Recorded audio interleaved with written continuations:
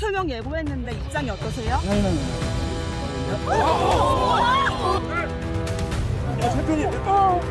빨리 좀 빨리. 그냥 정반대예요. 대표님 괜찮으세요? 야당 대표를 백주 대낮에 칼로 목을 찌르는 일이 벌어지지 않습니까? 그런데 뭘 했습니까? 물 청소했습니다.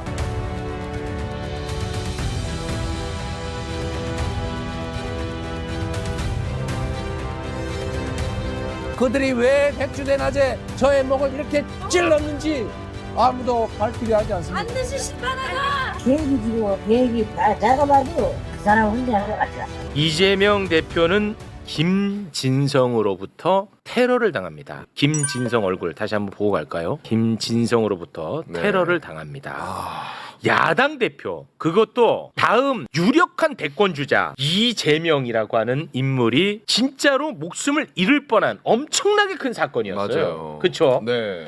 그런데 너무 이상한 일들이 엄청나게 많이 발생을 합니다.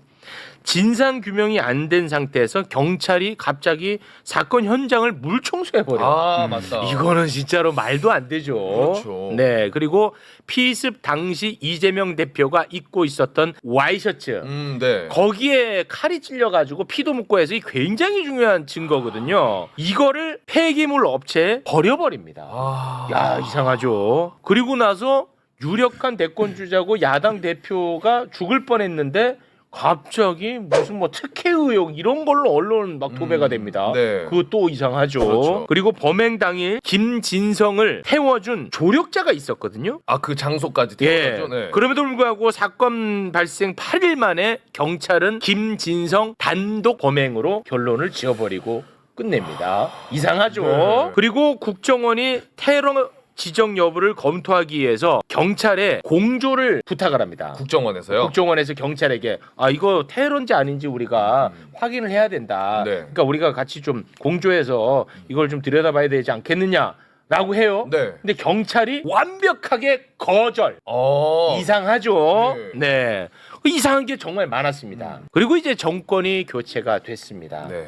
정권이 교체가 되고 윤석열은 이제 파면이 되고 다음 대선을 향해서 막 달려갑니다. 네. 그때도 이재명 후보를 향한 테러 제보가 많이 들어왔다 아, 맞아요. 얘기했죠. 네. 그때 갑자기 국정원 법률특보 김상민이가 이 사건은 커터칼 미수 사건이었다. 아. 거의 한 1년 지나서죠. 커터칼 미수 사건으로 규정하면서 테러를 지정하지 말 것을 건의를 합니다. 그래서 지정이 안 됐죠. 그런데 이 김상민이가 누굽니까? 김상민이는 김건희의 최측근이고 그렇죠. 검사 출신이고 네. 김건희가 공천을 주려고 했던 인물이고요. 그렇죠. 그리고 코인왕 존버킴에게 차량을 제공받은 인물. 아 맞다 그거 있었죠. 예. 네. 자 그런데 이상함이 겹친 상태에서 김충식은 김건희의 최측근이죠. 그렇죠. 김충식의 동거녀가 이재명에 대한 테러는 김건희가 시킨 것이다 라고 하는 말을 했는데 그 말이 녹음이 돼 있었습니다. 그 녹음이 세상에 공개가 됐죠.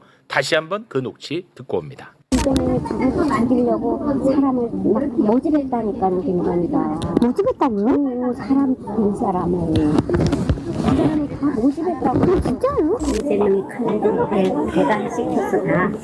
이재명이 칼로 한 거를 김건희가 시켰다고? 그래서 이걸 조사를 안 하잖아. 그러니까 자꾸 누굴 죽이려는 짓을 하니까 그 하는 사람이 타는 사람. 김충식의 동거녀라고 하는 사람은 김건희와 아주 오래전부터 알고 지낸 사람이라고 하는데요. 김건희가 만났던 남자들을 다 아는 사이인 만큼 아주 가깝게 지낸 사이라고 합니다. 더 소름 끼치는 거는 김충식의 메모에서 그 테러범 김진성의 주소가 적혀 있는 게 나왔죠. 아 맞아요. 김진성이가 또 누구냐? 부동산 업자입니다. 맞아요. 메모장에 보면은 아산, 배방, 부동산 그리고 7억이라고 또 써 있어.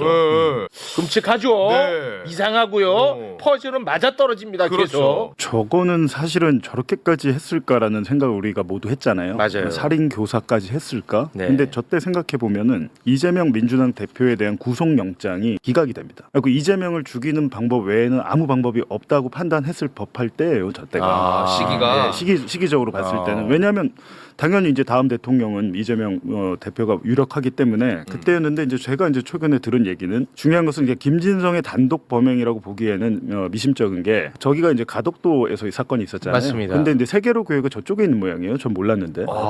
예, 저쪽에 있대요. 근데 김진성을 범행 장소에 내려준 그 벤츠 운전자 있잖아요. 네네. 운전자가 최근에 저희가 받은 제보는 아주 유력한, 그러니까 현지에 계신 분한테 받은 제보는 네. 세계로 교회 교인이 맞다. 아, 근데 그게 맞아요? 네, 라는 거 맞고. 세계로 교인이 맞아? 이 말은 세계로 교회라는 곳에서 테러 범인이 사주를 받은 것 같다는 의혹인데 제일 윗선이 세계로 교회는 아니고 이 교회에게 사주한 또 다른 인물이 김충식과 김건희라는 의혹의 내용입니다. 와, 맞고 두 번째는 대박이야. 이분이 수협 직원입니다. 수협. 수협? 네, 그 동네 수협 직원이고 최근에 갑자기 급성암이 발병해가지고 지금 생사를 오가고 있다. 아, 그래요? 예, 건강이 되게 안 좋답니다. 그래서 그 당시에 이제 경찰이 대충 수사하고 덮었잖아요. 네. 단일범 소행으로 하고 그때 네. 당시에 말씀하셨듯이 국정원이 이거를 테러로 지정했으면 국정원이 조사할 권한이 생기잖아요. 권한이. 네. 네. 근데 그걸 막았잖아요. 네. 그 부분에 대해서는 다음에 홍정원 차장 나오시면 물어보시면 될 것 같아요. 나온답니까? 그 부분에 대해서는.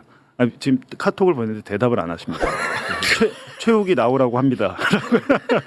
했는데 대답을 안 하세요. 네. 근데 일단은 태워다 준 사람이 그렇다면 아산에 있는 저 김진성이랑 네. 가덕도에 있는 그 수협 직원이랑 도대체 어떻게 우리가 그렇지. 생각을 해봐야 될까요? 없잖아요. 아무런 없잖아, 연관성. 접점이. 그러니까 이거는 경찰이 제대로 그냥 수사했으면 네. 이 정도 사건은 사실은 수사 중간 결과 브리핑도 하고 난리가 나야 되거든요. 네. 근데 경찰이 아무런 발표를 안 하고 심지어 증거물도 잃어버렸다가 민주당에서 찾잖아요. 그 맞아. 증거를. 폐기한 증거물을. 맞아. 근데 그런 일이 있음에도 불구하고 그냥 다 넘어갔어요. 어. 이 부분에 대해서는 제가 볼 때 당시 수사했던 경찰을 다 포함해서 전부 다 재수사를 해봐야 되겠다라는 점입니다. 수협 직원. 근데 만약에 그분이 돌아가시면 어떻게 됩니까? 그러면 이건 미궁으로 네, 빠지죠. 그 완전 미궁에 빠지죠. 예. 그러면. 근데 그분이 근데 계실 그분이 실제로 아픈 거는 맞나 보군요. 네. 아. 근데 이상하게 이 사건도 그렇고 이따 대북송금 사건도 그렇지만 많은 분들이 갑자기 돌아가십니다. 네, 지병이든 뭐든 이렇게 돌아가셔서 빨리 그 시간을 다투는 문제다. 빨리 재수사를 해야 된다는 거죠.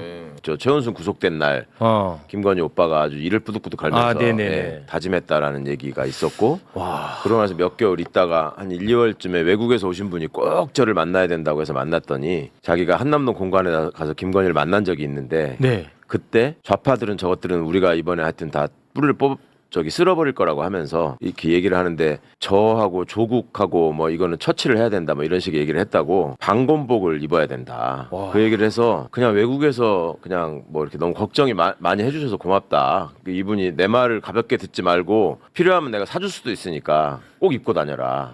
달리 들리네. 네, 그렇게 얘기를 했는데 이거 보고 나니까 진짜 덜 떨리네요. 이렇게 큰 사건이 수사가 안 된 건 이 사건을 숨기려는 의도가 뻔히 보이는 인물이 있다는 겁니다.